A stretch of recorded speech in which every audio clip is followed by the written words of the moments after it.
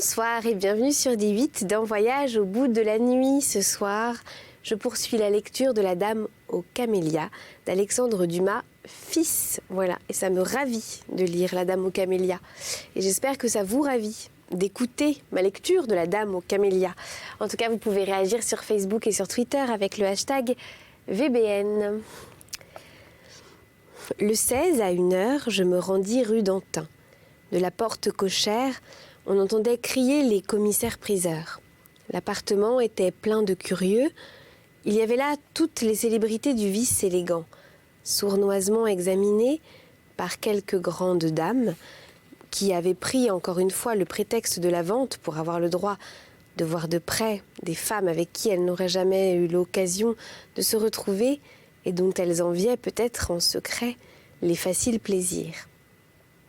Madame la duchesse de F coudoyait mademoiselle A, une des plus tristes épreuves de nos courtisanes modernes.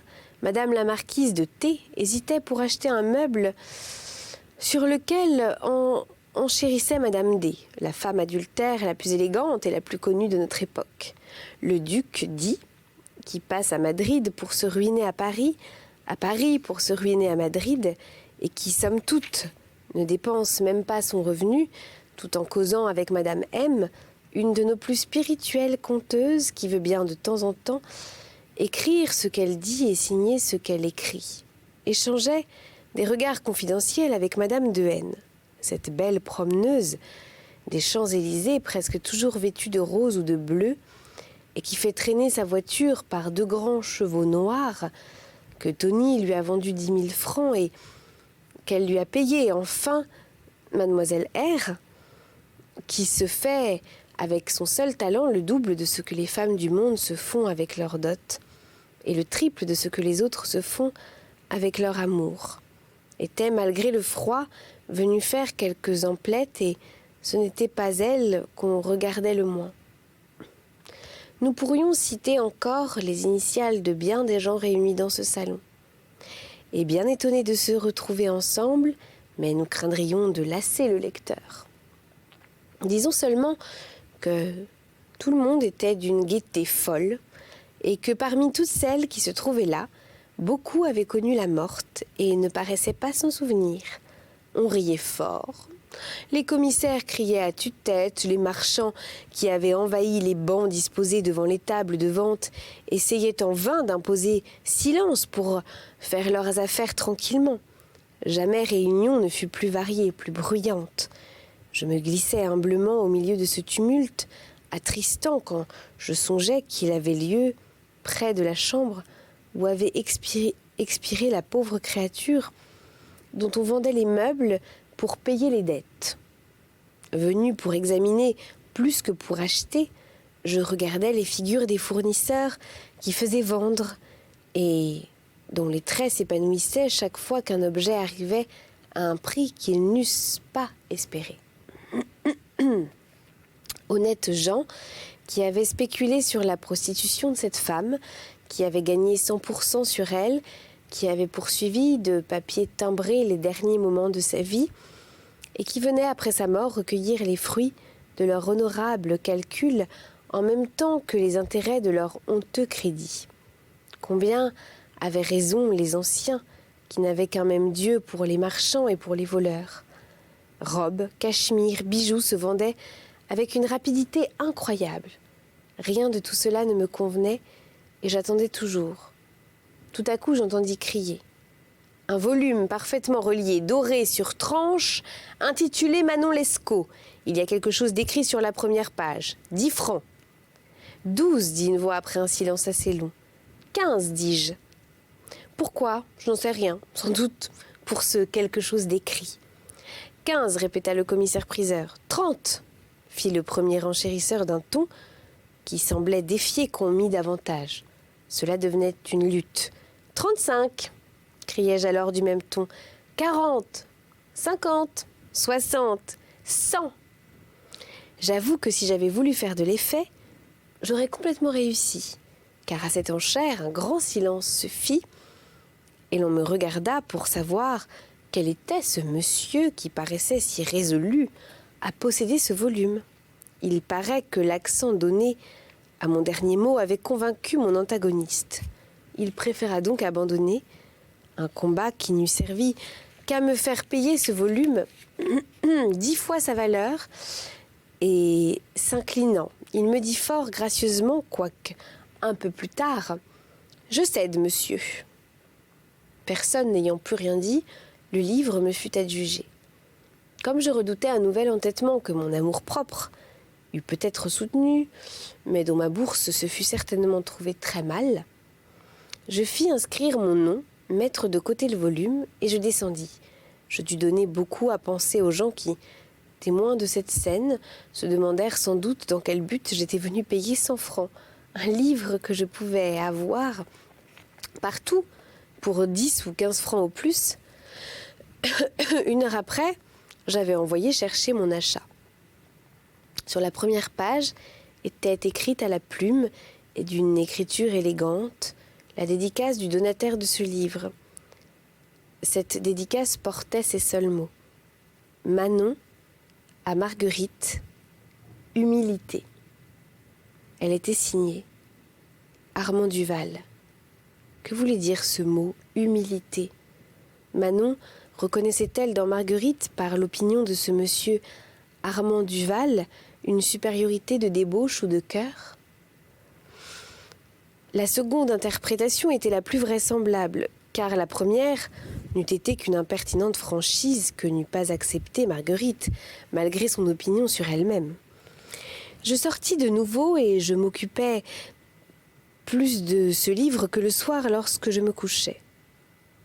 Certes, Manon Lescaut est une touchante histoire dont pas un détail ne m'est inconnu. Ne m'est inconnu, mon Dieu.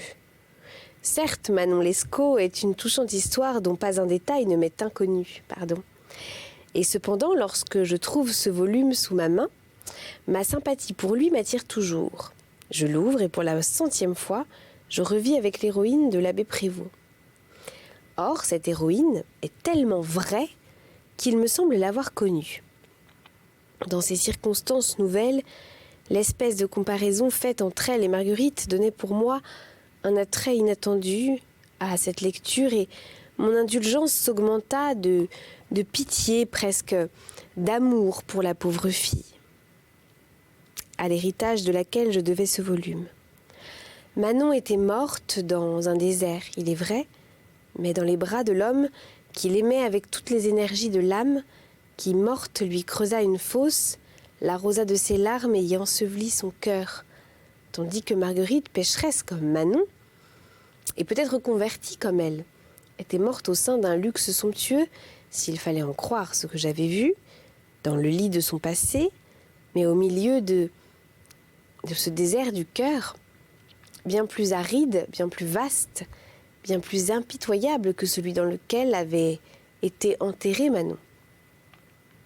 Marguerite, en effet, comme je l'avais appris de quelques amis informés des dernières circonstances de sa vie, n'avait pas vu s'asseoir une réelle consolation à son chevet pendant les 2 mois qu'avait duré sa lente et douloureuse agonie. Puis, de Manon et de Marguerite, ma pensée se reportait sur celle que je connaissais et que je voyais s'acheminer en chantant vers une mort presque toujours invariable. Pauvres créatures! Si c'est un tort de les aimer, c'est bien le moins qu'on les plaigne. Vous plaignez l'aveugle qui n'a jamais vu les rayons du jour, le sourd qui n'a jamais entendu les accords de la nature, le muet qui n'a jamais pu rendre la voix de son âme, et sous un faux prétexte de pudeur, vous ne voulez pas plaindre cette cécité du cœur, cette surdité de l'âme, ce mutisme de la conscience qui rend folle la malheureuse affligée et qui la font malgré elle incapable de voir le bien, d'entendre le Seigneur et de parler la langue pure de l'amour et de la foi. Hugo a fait Marion Delorme, Musset a fait Bernerette, Alexandre Dumas a fait Fernande.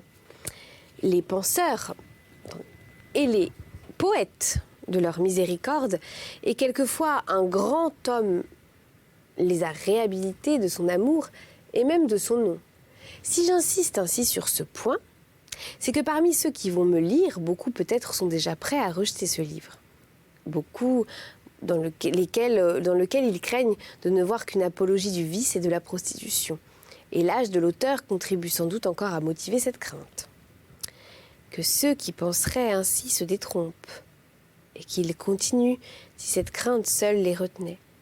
Je suis tout simplement convaincue d'un principe qui est que, pour la femme à qui l'éducation n'a pas enseigné le bien, Dieu ouvre presque toujours 2 sentiers qui l'y ramènent. Ces sentiers sont la douleur et l'amour. Ils sont difficiles. Celle qui s'y engage, s'y ensanglante les pieds, s'y déchire les mains, mais elle laisse en même temps aux ronces de la route les parures du vice et arrive au but avec cette nudité dont on ne rougit pas devant le Seigneur. Ceux qui rencontrent ces voyageuses hardies doivent les soutenir et dire à tous qu'ils les ont rencontrées car, en le publiant, ils montrent la voie. Il ne s'agit pas de mettre tout bonnement à l'entrée de la vie 2 poteaux portant l'un cette inscription « Route du bien », l'autre cet avertissement « Route du mal », et de dire à ceux qui se présentent « Choisissez ». Il faut, comme le Christ, montrer des chemins qui ramènent de la seconde route à la première ceux qui s'étaient laissés tenter par les abords. Et il ne faut pas surtout que le commencement de ces chemins soit trop douloureux, ni paraisse trop impénétrable. Le christianisme est là, avec sa merveilleuse parabole de l'enfant prodigue pour nous conseiller l'indulgence et le pardon. Jésus était plein d'amour pour ces âmes blessées par les passions des hommes et dont il aimait à panser les plaies en tirant le baume qui devait les guérir des plaies elles-mêmes. Ainsi, il disait à Madeleine, « Il te sera beaucoup remis parce que tu as beaucoup aimé. » Sublime pardon qui devait éveiller une foi sublime. Pourquoi nous ferions-nous plus rigides que le Christ ? Pourquoi, nous en tenant obstinément aux opinions de ce monde, qui se fait dur pour qu'on le croie fort, rejetterions-nous avec lui des âmes saignantes, souvent de blessures par où, comme le mauvais sang d'un malade, s'épanche le mal de leur passé, et n'attendant qu'une main amie qui les pense et leur rende la convalescence du cœur. C'est à ma génération que je m'adresse, à ceux pour qui les théories de M. de Voltaire n'existent heureusement plus, à ceux qui, comme moi, comprennent que l'humanité est depuis 15 ans dans un des plus audacieux élans. La science du bien et du mal est à jamais acquise. La foi se reconstruit, le respect des choses saintes nous est rendu et si le monde ne se fait pas tout à fait bon, il se fait du moins meilleur. Les efforts de tous les hommes intelligents tendent au même but et toutes les grandes volontés s'attellent au même... Attendez, pardon, j'ai perdu ma ligne. Les efforts de tous les hommes intelligents tendent au même but et toutes les grandes volontés s'attellent au même principe. Soyons bons, soyons jeunes, soyons vrais. Le mal n'est qu'une vanité. Ayons l'orgueil du bien et surtout ne désespérons pas. Ne méprisons pas la femme qui n'est ni mère, ni fille, ni épouse. Ne réduisons pas l'estime à la famille, l'indulgence à l'égoïsme. Puisque le ciel est plus en joie pour le repentir d'un pécheur que pour 100 justes qui n'ont jamais péché, essayons de réjouir le ciel. Il peut nous le rendre avec usure. Laissons sur notre chemin l'aumône de notre pardon à ceux que les désirs terrestres ont perdus, que sauvera peut-être une espérance divine et, comme disent les bonnes vieilles femmes quand elles conseillent un remède de leur façon, si cela ne fait pas de bien, cela ne peut pas faire de mal. Certes, il doit paraître bien hardi à moi de vouloir faire sortir ces grands résultats du mince sujet que je traite.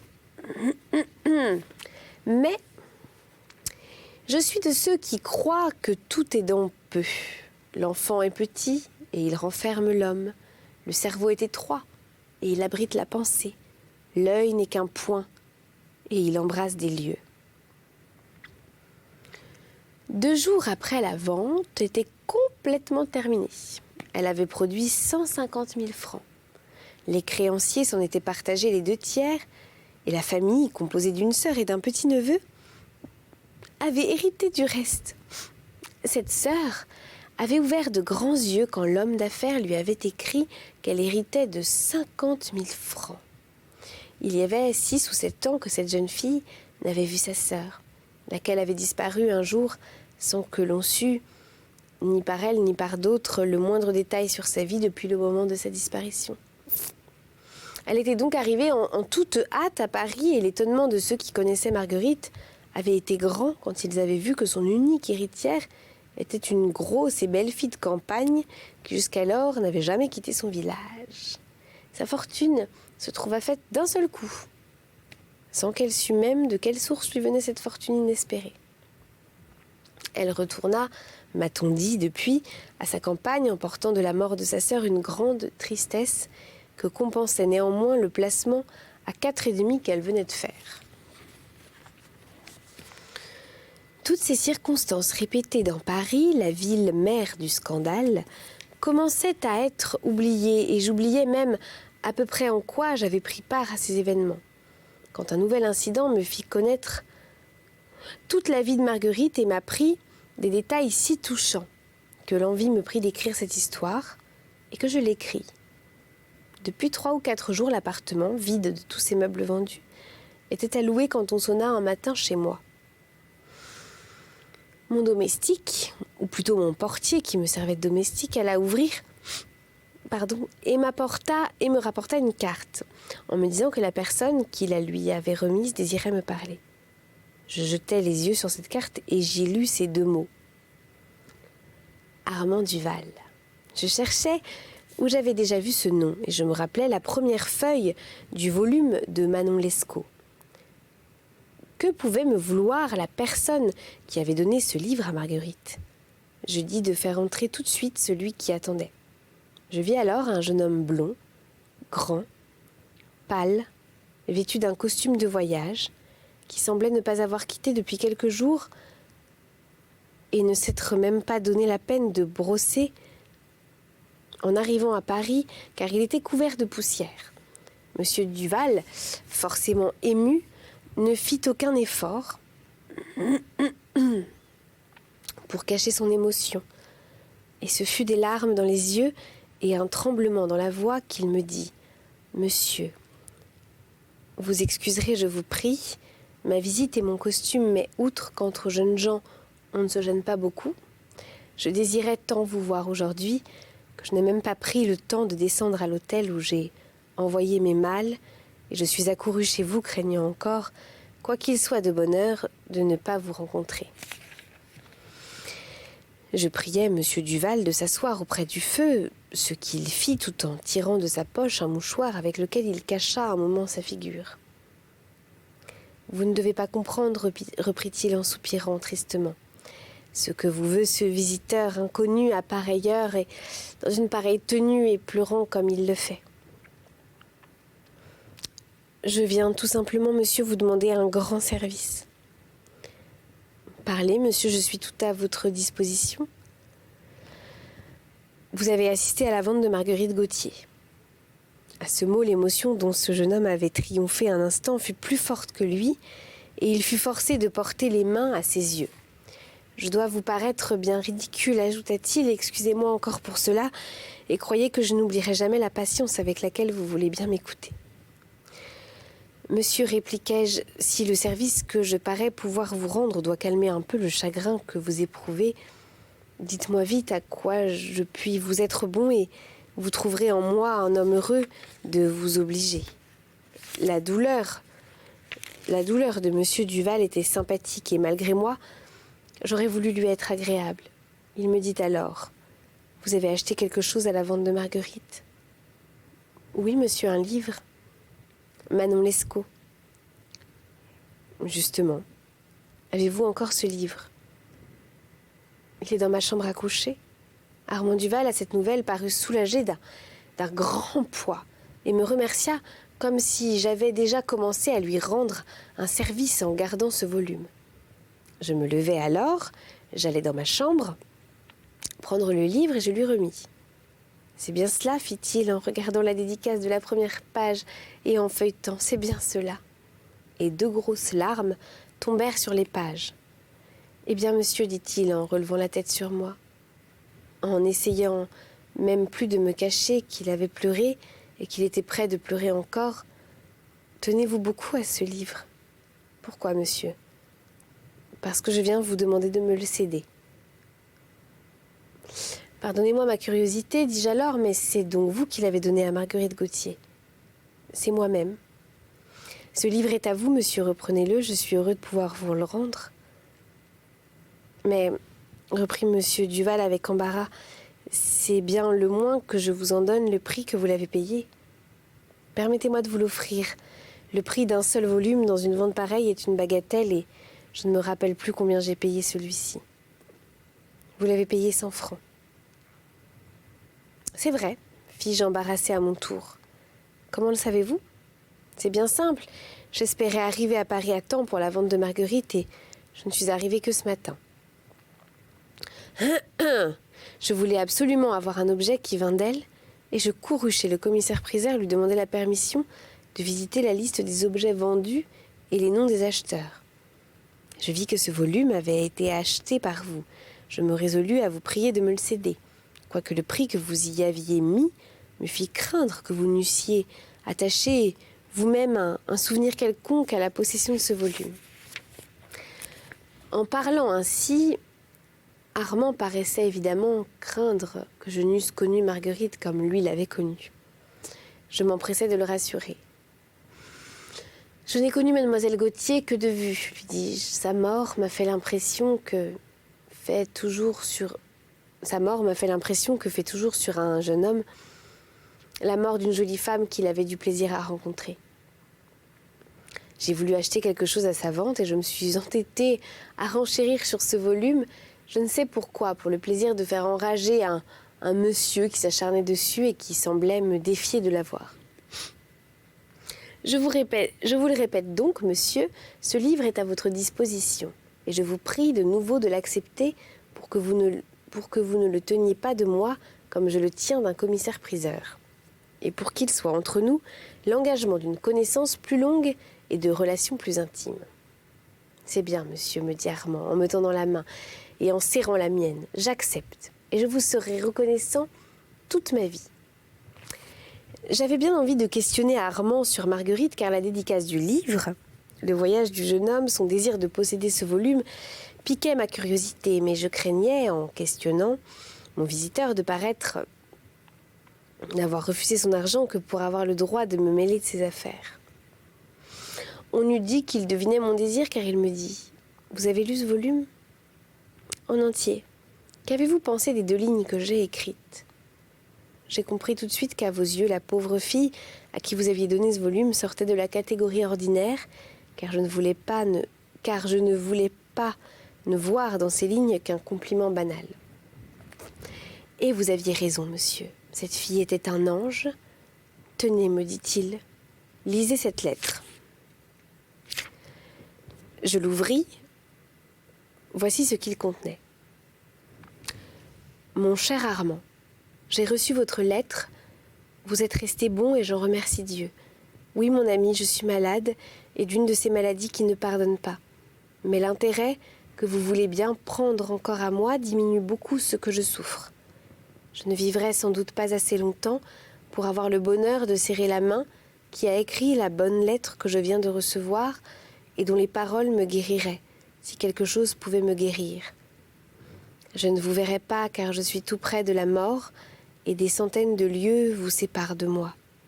Pauvre ami, votre Marguerite d'autrefois est bien changée et il vaut peut-être mieux que vous ne la revoyiez plus que de la voir telle qu'elle est. Vous me demandez si je vous pardonne. Oh, de grand cœur, ami, car le mal que vous avez voulu me faire n'était qu'une preuve de l'amour que vous aviez pour moi. Il y a un mois que je suis au lit et je tiens tant à votre estime que chaque jour j'écris le journal de ma vie. Depuis le moment où nous nous sommes quittés jusqu'au moment où je n'aurai plus la force d'écrire. Si l'intérêt que vous prenez à moi est réel, Armand, à votre retour, allez chez Julie Duprat. Elle vous remettra ce journal. Vous y trouverez la raison et l'excuse de ce qui s'est passé. Entre nous, Julie est bien bonne pour moi. Nous causons souvent de vous ensemble. Elle était là quand votre lettre est arrivée. Nous avons pleuré en la lisant. Dans le cas où vous ne m'auriez pas donné de vos nouvelles, elle était chargée de vous remettre ces papiers à votre arrivée en France. Ne m'en soyez pas reconnaissant. Ce retour quotidien sur les seuls moments heureux de ma vie me fait un bien énorme. Et si vous devez trouver dans cette lecture l'excuse du passé, j'y trouve moi un continuel soulagement. Je voudrais vous laisser quelque chose qui me rappela toujours à votre esprit, mais tout est saisi chez moi et rien ne m'appartient. Comprenez-vous, mon ami? Je vais mourir et de ma chambre à coucher, j'entends marcher dans le salon le gardien que mes créanciers ont mis là pour qu'on n'emporte rien et qu'il ne me reste rien dans le cas où je ne mourrai pas. Il faut espérer qu'ils attendront la fin pour vendre. Ah, les hommes sont impitoyables. Ou plutôt, je me trompe, c'est Dieu qui est juste et inflexible. Eh bien, cher aimé, vous viendrez à ma vente et vous achèterez quelque chose, car si je mettais de côté le moindre objet pour vous et qu'on l'a pris, on serait capable de vous attaquer en détournement d'objets saisis. Triste vie que celle que je quitte. Que Dieu serait bon s'il permettait que je vous revisse avant de mourir. Selon toute probabilité, adieu mon ami. Pardonnez-moi si je ne vous en écris pas plus long, mais ceux qui disent qu'ils me guériront m'épuisent de saigner et ma main se refuse à écrire davantage. Marguerite Gauthier. En effet, les derniers mots étaient à peine lisibles. Je rendis cette lettre à Armand qui venait de la relire, sans doute dans sa pensée, comme moi je l'avais lue sur le papier, car il me dit en la reprenant « Qui croirait jamais que c'est une fille entretenue qui a écrit cela ?» Et tout ému de ses souvenirs, il considéra quelque temps l'écriture de cette lettre qu'il finit par porter à ses lèvres. « Et quand je pense, reprit-il, que celle-ci est morte, sans que j'aie pu la revoir, et que je ne la reverrai jamais, quand je pense qu'elle a fait pour moi ce qu'une sœur n'eût pas fait, je ne me pardonne pas de l'avoir laissée mourir ainsi. Morte, morte, en pensant à moi, en écrivant et en disant mon nom, pauvre chère Marguerite. » Et Armand, donnant un libre cours à ses pensées et à ses larmes, me tendait la main et continuait. On me trouverait bien enfant, si l'on me voyait me lamenter ainsi sur une pareille morte. C'est ce que l'on ne saurait, pas ce que je lui ai fait souffrir à cette femme, combien j'ai été cruelle, combien elle a été bonne et résignée. Je croyais qu'il m'appartenait de lui pardonner, et aujourd'hui je me trouve indigne du pardon qu'elle m'accorde. Alors je donnerais 10 ans de ma vie pour pleurer 1 heure à ses pieds. Il est toujours difficile de consoler une douleur que l'on ne connaît pas.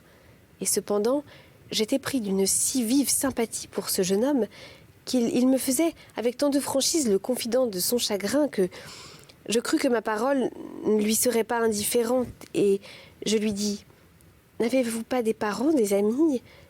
Espérez, voyez-les, et ils vous consoleront, car moi je ne puis que vous plaindre. » C'est juste, dit-il, en se levant et en se promenant à grands pas dans ma chambre, « Je vous ennuie. Excusez-moi, je ne réfléchissais pas que ma douleur doit vous importer peu et que je vous importune d'une chose qui ne peut et ne doit vous intéresser en rien. Vous vous trompez au sens de mes paroles. Je suis tout à votre service. Seulement, je regrette mon insuffisance à calmer votre chagrin.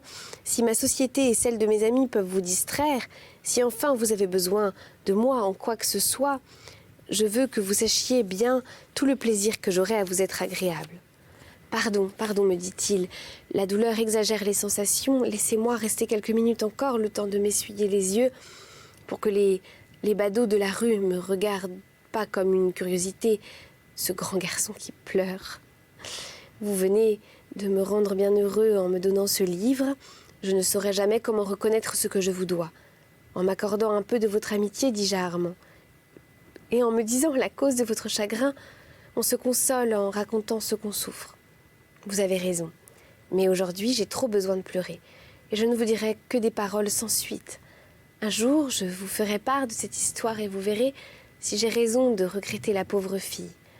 Et maintenant, ajouta-t-il, en se frottant une dernière fois les yeux, en se regardant dans la glace, dites-moi que vous ne me trouvez pas trop niais et permettez-moi de venir vous revoir. Le regard de ce jeune homme était bon et doux. Je fus au moment de l'embrasser. Quant à lui, ses yeux commençaient de nouveau à se voiler de larmes et il vit que je m'en apercevais et il détourna son regard de moi. « Voyons, lui dis-je, courage.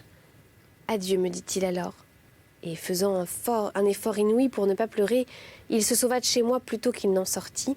Je soulevai le rideau de ma fenêtre et je le vis remonter dans le cabriolet qui l'attendait à la porte. Mais à peine y était-il qu'il fondit en larmes et cacha son visage dans son mouchoir. Voilà, pour la Dame aux camélias d'Alexandre Dumas fils.